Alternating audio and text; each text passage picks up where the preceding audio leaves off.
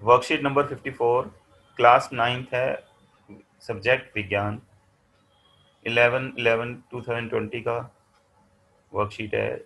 And topic is गुरुत्वाकर्षण, gravitation.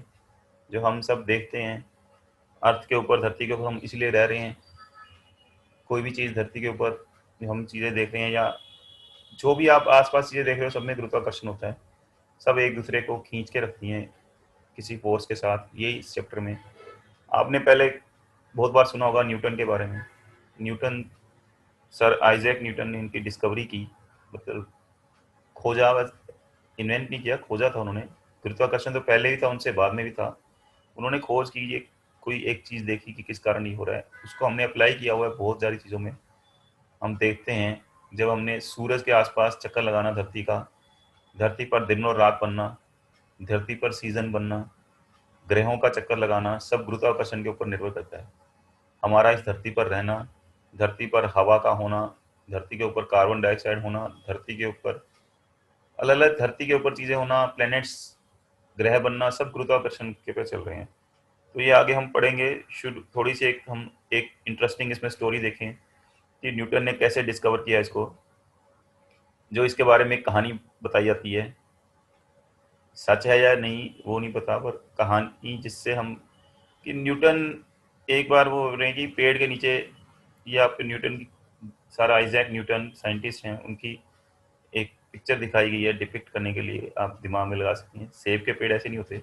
चलो, सेब के पेड़ के नीचे उन्होंने कहानी आपको बताई गई है कि सेब, पका हुआ सेब उन्होंने देखा कि हमेशा नीचे गिरता है। उन्होंने यहाँ लिखा हो कि सेब के पेड़ के नीचे बैठे थे और सो आराम कर रहे थे, सेब नीचे गिरा तो उनके दिमाग में आया, साइंस ऑब्जर्वेशन की ही चीज़ है। हम अवलोकन करते हैं अलग अलग चीज़ों का, आसपास की चीज़ों का जितनी अच्छी तरह अवलोकन कर सकते हैं, देख के उनके बारे में हम अपनी थ्योरी बनाएं, सीखते हैं, उसको जितनी अच्छी तरह सीख सकें, वही साइंस है। तो न्यूटन जी ने पहले भी चीज़ें गिरती हुई देखी होंगी, लेकिन एकदम उसके उनके दिमाग में एक क्वेरी, एक उनके दिमाग में उत्सुकता जागी। जब आपके अंदर जिज्ञासा होगी किसी चीज़ को सीखने की, तभी आप सीख पाओगे। फिर उसके लिए आप प्रयत्न करोगे। ऐसा नहीं कि खाली जिज्ञासा से काम चल जाएगा कि मुझे ये करना है। अगर मेरे मन में जिज्ञासा होगी मुझे हवाई जहाज उड़ाना है, तो मैं ये नहीं है कि हवाई जहाज उड़ा दूंगा, जब बना लूंगा, बनाया भी किसी ने, उसके प्रति प्रयत्न करने पड़ते हैं, कोशिश करनी पड़ती है, दिन रात एक कर देना पड़ता है उस चीज़ के प्रति। फिर हम उस चीज़ को हासिल कर सकते हैं और लोगों का फ़ायदा भी हो सकता है। तो न्यूटन जी ने बहुत फ़ायदे कराए, इन्होंने इतनी सारी साइंस की नॉलेज दी, जिससे हम आजकल जो मोबाइल आप यूज़ कर रहे हो और सैटेलाइट ऊपर भेजी गई हैं, तो अगर आपको न्यूटन ने गुरुत्वाकर्षण के नियम उन्होंने ना बनाए होते, ना बताए होते, तो आप कुछ भी नहीं कर सकते थे। सैटेलाइट ऊपर जा ही नहीं सकती थी। रॉकेट से जो जाते हैं ऊपर, रॉकेट जा रहे हैं, चंद्रमा पे चले गए, आसमान में सैटेलाइट घूम रही हैं, जिससे आपके मोबाइल चल रहे हैं, नेट चल रहा है, इंटरनेट चल रहा है, जिससे आप आज ऑनलाइन क्लास कर पा रहे हैं, ऑनलाइन क्लासेस ले पा रहे हैं, वीडियोस देख पा रहे हैं। सब चीज़ें, आप एक चीज़ दूसरे से जुड़ी होती है। तो जिज्ञासा उनके मन में जगी कि हमेशा ये जो सेब है नीचे ही क्यों गिरता है, ऊपर क्यों नहीं जाता हवा में। पृथ्वी हर वस्तु को अपनी तरफ नीचे क्यों खींचती है। उन्होंने अनुमान लगाया कि पृथ्वी हर एक वस्तु को अपनी तरफ नीचे खींचती है, इसीलिए वो नीचे गिर गया सेब। ऊपर से जो वस्तु है वो नीचे गिरती है धरती की तरफ, धरती से ऊपर की तरफ नहीं जाती अपने आप। चंद्रमा भी उन्होंने लगाया, चंद्रमा तो भी तो धरती के आसपास घूमता रहता है लगातार। तो पृथ्वी, इसका मतलब चंद्रमा को अपनी तरफ खींच रही है। ये देखिए, ये पृथ्वी है, ये चंद्रमा है। चंद्रमा हमेशा इसके चक्कर क्यों लगाएगा, दूर क्यों नहीं चले जाते, क्योंकि धरती इसको मतलब इसको अपनी तरफ खींचती रहती है। और लेकिन कोई ऐसा बल भी है जिस कारण ये धरती पे आके टकराता नहीं है, दूर भी रहता है उससे, उसके आसपास चक्कर लगाता रहता है। इसी प्रकार सभी ग्रह भी सूर्य की परिक्रमा करते हैं। आपको ये पता है आज, लेकिन बताया गया, जब उसको ऑब्जर्व करके बताया गया कि सभी ग्रह सूर्य की परिक्रमा करते हैं, उसके आसपास चक्कर लगाते हैं। इन सभी तथ्यों के आधार पर न्यूटन ने एक रिजल्ट, निष्कर्ष निकाला कि विश्व में, इसको हम विश्व में, विश्व, यूनिवर्स, यूनिवर्स का मतलब है धरती, दुनिया से लेके पूरा विश्व ब्रह्मांड में हर एक वस्तु, छोटी से छोटी, बड़ी से बड़ी, एक दूसरे को एक ही बल से आकर्षित करती है, जिसे हम गुरुत्वाकर्षण बल या फोर्स ऑफ ग्रेविटेशन कहते हैं, ग्रेविटेशनल फोर्स कहते हैं। Every object in this universe attracts another object with a force known as gravitational force. इसी आधार पे उन्होंने अपना ऑब्जर्वेशंस करके एक नियम दिया अपने अवलोकन करके उन्होंने नियम दिया, जिसको हम बोलते हैं, जो आपको पता होना चाहिए, इंपॉर्टेंट नियम है, गुरुत्वाकर्षण का सार्वत्रिक नियम। सार्वत्रिक मतलब हर जगह लगता है, धरती पर, आसमान में, ब्रह्मांड में पूरे में लगता है, पूरे यूनिवर्स में, जिसमें सारे ग्रह, सूर्य, सारी जितना भी आपको गैलेक्सी, जितना भी आप सोच सकते हो, जो हो है, जो भी, जो आप सोच भी नहीं सकते, जो चीजें हैं, वो सारी सब में ये नियम लागू होता है। सार्वत्रिक मतलब universal law, universal law of gravitation के नाम से इसको इंग्लिश में जाना जाता है। उन्होंने बोला इस संसार में प्रत्येक वस्तु, पिंड, ऑब्जेक्ट, प्रत्येक अन्य वस्तु को एक ऐसे बल से आकर्षित करती है। अब उस बल को कैसे हम परिभाषित, कितना होता है वो बल? मान लो ये दो वस्तुएं हैं जिनका भार है, ये भार m1 और m2, ये इनका द्रव्यमान है। इनके बीच की दूरी, जिसको यहाँ d दिखाया है, बाद में हम r के नाम से देखेंगे इसको, डिस्टेंस को, d डिस्टेंस, दूरी, इनके केंद्रों की दूरी, ये यहाँ से केंद्र है एक वस्तु का। हमने गोल वस्तुएं, कोई भी हो, जूनियर वस्तुएं गोल हो, कैसी भी वस्तुएं, एक दूसरे को वो खींचती हैं एक बल से। वो बल किस पे निर्भर करता है? वह बल दोनों वस्तुओं के द्रव्यमानों के गुणनफल के समानुपाती है। गुणनफल मतलब आपस में गुना करके, जितने उनका द्रव्यमान ज्यादा होगा उतना ही गुरुत्वाकर्षण बल भी क्या होगा उनके अंदर? ज्यादा। जैसे धरती का द्रव्यमान ज्यादा है तो उसका गुरुत्वाकर्षण बल ज्यादा है, छोटी वस्तुओं का द्रव्यमान कम होगा तो उसका गुरुत्वाकर्षण बल कम होगा। अभी इसमें एक प्रश्न उठेगा कि अगर सारी वस्तुएं एक दूसरे को खींचती हैं तो सारी एक दूसरे की तरफ क्यों नहीं गिर जाती? अगर मुझे धरती खींच रही है और मैं धरती को खींच रहा हूँ तो मैं, धरती ऊपर क्यों नहीं उठती, मैं क्यों नीचे गिरूंगा? या सेब क्यों नीचे गिरा, सेब भी तो धरती को खींच रहा है। अगर हमने ये लगाया कि हर एक वस्तु, हर चीज बड़ी छोटी एक दूसरे को खींच रही है, तो इसका भी हम उत्तर जानेंगे। दोनों वस्तुओं के द्रव्यमानों के गुणनफल के समानुपाती, मतलब दोनों के द्रव्यमान को गुना कर देंगे उसके ये समानुपाती है। जितने ज्यादा इनका गुणनफल आएगा दोनों वस्तुओं के द्रव्यमान का, उतना ही फोर्स ऑफ ग्रेविटेशन या गुरुत्वाकर्षण बल उतना ही ज्यादा होगा। दूसरा, उनके केंद्रों के मध्य जो दूरी है उसके वर्ग, दूरी का वर्ग, दूरी मतलब डी, केंद्र, इनके ये केंद्र हैं, इनकी दूरी है जो इनके बीच, केंद्रों के बीच में डी, उससे का वर्ग के व्युत्क्रमणानुपाती। व्युत्क्रमणानुपाती मतलब इनवर्सली प्रोपोर्शनल, उल्टा, मतलब जितनी दूरी ज्यादा होगी उनके केंद्रों के बीच में, जितनी दूर होंगी वस्तुएं, उतना ही उनमें ग्रेविटेशनल फोर्स या गुरुत्वाकर्षण बल कम हो जाएगा। किस तरह से? जितनी दूरी का स्क्वायर, दूरी का स्क्वायर, वर्ग। हम इस नियम को कहते हैं गुरुत्वाकर्षण का सार्वत्रिक नियम। तो आप इसको याद कर लें, समझ लें, इस संसार में प्रत्येक वस्तु प्रत्येक अन्य वस्तु को एक वैसे बल से आकर्षित करती है। कौन सा बल? जो दोनों वस्तुओं के द्रव्यमानों के गुणनफल के समानुपाती होता है और उनके केंद्रों के बीच की दूरी के वर्ग के, दूरी का वर्ग, दूरी नहीं, दूरी का वर्ग, खाली दूरी तो है, दूरी तो है ही, दूरी का भी वर्ग। जितनी अगर 2 गुनी दूरी होगी तो ये फोर्स 4 गुनी कम हो जाएगी क्योंकि वर्ग है। 3 गुनी दूरी होगी तो ये 9 गुनी कम हो जाएगी क्योंकि ये उसके व्युत्क्रमानुपाती है। जितनी दूरी ज्यादा होगी उतनी फोर्स कम होगी। यह बल दोनों वस्तुओं को मिलाने वाली रेखा की दिशा में लगता है। ये जैसे रेखा मिला रही है, ये उस दिशा में लगता है। ये वस्तु इसके ऊपर बल लगाई किस तरफ? इस तरफ। ये जो वस्तु इस पे लगा रही है वो इस तरफ, उधर की तरफ, और ये इधर की तरफ। ये वाली वस्तु इसको खींचेगी अपनी तरफ, ये वस्तु इसको अपनी तरफ। तो ये उन दोनों के बीच को मिलाने वाली जो रेखा है उसकी दिशा में लगता है। यह किन्हीं दो वस्तुओं ए और बी के द्रव्यमान, किसी का हम बड़ा छोटा द्रव्यमान भी ले सकते हैं, किसी एक बड़ी है वस्तु, मान लो एक धरती है, एक छोटी है गेंद है, उनके द्रव्यमान और उनके केंद्रों की दूरी डी हो तो उनके बीच में लगने वाला बल क्या होगा? आपको बताया जी एम एम, यहाँ M1 M2 लिया था हमने, छोटी बड़ी वस्तु ले ली तो एम जी। कैसे होगा, ये कैसे निकाला जाएगा वही आप समझ लें। अगर दो कोई वस्तुएं ए और बी हम मान लें जिनका द्रव्यमान बड़ा एम और छोटा एम, मास है उनका, द्रव्यमान है, भार जिसको लेते हैं हम, भार से थोड़ा ले, और मध्य दूरी डी हो और गुरुत्वाकर्षण फल बल को F मान लें, तो गुरुत्वाकर्षण के सार्वत्रिक नियम जो हमने पढ़ा उसके अनुसार F जो है वो m गुना m, गुरुत्वाकर्षण बल जो है वो दोनों वस्तुओं के द्रव्यमान के गुणनफल के समानुपाती और उनके मध्य दूरी जो d है उसके वर्ग के विषमानुपाती या व्युत्क्रमानुपाती, मतलब उससे उल्टा।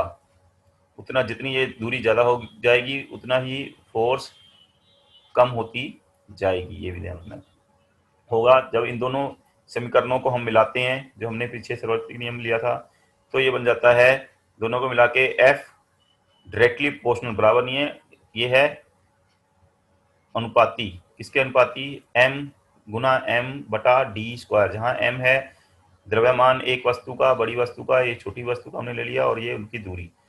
f जब इसको हटाएंगे, बराबर का साइन बनाना है, तो एक हम कांस्टेंट, एक स्थिरांक लेते हैं जिसको बोलते हैं कैपिटल G बड़ा G। इसको इंपॉर्टेंट है, याद कर लें। इसको हम बोलते हैं सार्वत्रिक गुरुत्वीय स्थिरांक, या इंग्लिश में बोलते हैं यूनिवर्सल ग्रेविटेशनल कांस्टेंट, जो एक स्थिर रहता है पूरे यूनिवर्स में। कैपिटल G, ध्यान रखें, ये बड़ा G से है। ये अनुपात का स्थिरांक है, इस अनुपात को हटा के हमने बराबर लगाया है, तो इसका ये स्थिरांक है। तो वर्तमान मान इसका माना गया है, स्थिरांक है, एक निश्चित मान है इसका 6.673 6.673 into 10⁻⁻11 newton metre square. Newton इसका यूनिट होता है फोर्स का, पहले जानते हैं। मीटर स्क्वायर, ये दूरी इधर आ जाएगी तो मीटर स्क्वायर, ये इधर जाएंगे मास किलोग्राम स्क्वायर। तो इसकी ये स्थिरांक की G, कैपिटल G की वैल्यू है, और उसका ये क्या है, ये उसी का यूनिट है। ये आपको ध्यान रखना, बहुत बार आपसे पूछा जा सकता है कैपिटल G की वैल्यू, सार्वत्रिक गुरुत्वीय स्थिरांक किसे कहते हैं? इसको कहते हैं G को। इसका मूल्य, इसकी वैल्यू ये है, और इसका यूनिट, यूनिट क्या होता है? मात्रक ये है, ये आप याद रखें। इसका क्या महत्व है हमारे लिए? गुरुत्वाकर्षण बहुत महत्व है। मतलब जितनी भी दुनिया में पृथ्वी से हमें बांधे रखता है, नहीं तो हम उड़ जाएंगे। पृथ्वी पर हम इसीलिए बंधे हुए हैं, पृथ्वी पर हम इसीलिए रह पा रहे हैं, चल पा रहे हैं, लिख पा रहे हैं, बहुत सारी चीजें हम इसीलिए कर पा रहे हैं क्योंकि हमारा गुरुत्वाकर्षण लगता है हमारे ऊपर, हम पृथ्वी पर हैं। हमें बांधे रखता है, ये तो एक चीज है। वायु को बांधे रखता है, वायु उड़ जाएगी पृथ्वी से, नहीं तो सारी, अगर गुरुत्वाकर्षण इतना ना हो। पानी नहीं रहेगा पृथ्वी पर, तो सब चीजों को बांध के रखता है। सूर्य के आसपास चक्कर लगाना पृथ्वी का, पृथ्वी के चारों ओर चंद्रमा की गति का होना, जिसके अनुसार हम इतनी सारी चीजें बनाते हैं। सूर्य के चारों ओर सारे ग्रहों की गति, हमारे लिए मोस्ट इंपोर्टेंट पृथ्वी की गति। पृथ्वी में दिन रात नहीं बनेंगे, पृथ्वी पर सीजन नहीं बनेंगे अगर वो ऐसे गुरुत्वाकर्षण नियम नहीं होगा, वो गुरुत्वाकर्षण नहीं होगा तो वो घूमेंगे ही नहीं सूर्य के आसपास। चंद्रमा और सूर्य के कारण ज्वार भाटा आता है, समुद्र में पानी ऊपर चला जाता है। बहुत ज्वार मतलब ऊपर जाना पानी, भाटा मतलब पानी नीचे चला जाता है। जब चंद्रमा पृथ्वी के नजदीक होता है तो गुरुत्वाकर्षण बल के कारण समुद्र का पानी ऊपर उठता है। नदी में जो पानी बह रहा है, नहीं तो नदियों का पानी ऊपर से नीचे आएगा ही नहीं। पहाड़ों से नदियां निकलती हैं, नीचे समुद्र में गिरती हैं। आपको पता है ऊपर से नीचे पानी आता है, किस कारण आएगा? अपने आप आता है ऊपर से नीचे। तो वो किस कारण आता है? वो गुरुत्वाकर्षण कारण आता है। वर्षा के लिए, वर्षा का पानी नहीं नीचे गिरेगा। वर्षा का पानी पृथ्वी पर कैसे क्यों गिरता है? क्योंकि ये पृथ्वी में गुरुत्वाकर्षण बल है, जिससे वो पानी ऊपर से नीचे गिरता है, खींचता है नीचे की तरफ। तो ये सारा आप समझ गए होंगे। अब आपके पास है गुरुत्वाकर्षण का सार्वत्रिक नियम, लिखिए। अगर हम जांचें अपने आप को हमने क्या सीखा, तो गुरुत्वाकर्षण का सार्वत्रिक नियम ये है आपका: इस संसार में प्रत्येक वस्तु प्रत्येक अन्य वस्तु को ऐसे बल से आकर्षित करती है जो दोनों वस्तुओं के द्रव्यमानों के गुणनफल के समानुपाती और उनके केंद्रों के मध्य दूरी के वर्ग, दूरी का वर्ग याद रखें, दूरी का स्क्वायर, के व्युत्क्रमानुपाती है। इसको हम, अगर आप इस क्वेश्चन को लिख लेते हैं, एफ जी बराबर है G m1m2 by D square, तो आप इससे याद कर सकते हैं कि दोनों वस्तुओं के द्रव्यमान के गुणनफल और उनके केंद्रों के मध्य की दूरी के वर्ग के व्युत्क्रमानुपाती है। तो ये आप लिख सकते हैं। नेक्स्ट है आपके पास क्वेश्चन, हम ये अब डिस्कस कर रहे हैं क्वेश्चंस अपने, तो नेक्स्ट क्वेश्चन आएगा उसमें।